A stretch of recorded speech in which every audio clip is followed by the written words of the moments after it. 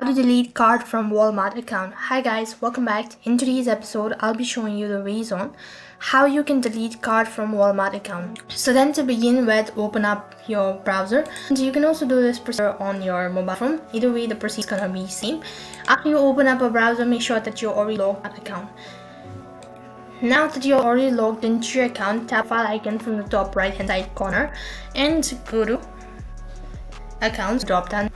After you tap accounts button, it's gonna take you to the account info page where people see all of your information. Right on this page, scroll down a bit and go to wallet. After that, so right over here you'll be able to see all of the payment method that you've added. In my case, I've not added any of the card nor any of these gift, so I've not added a payment method, so my interface might be different than yours. But if you've already added a card, then you'll be able to see the card details, all of that. So in order to remove it, just tap on the edit button next to or right in the corner, and after you tap on the edit button, it's gonna take you to the page where you'll be able to see whether you can make changes or whether you can update your payment method, or you can just simply remove the payment method. So tap on the remove or delete button. As soon as you've done that, there might be some kind of confirmation. Maybe you'll be asked to provide in your password and all that.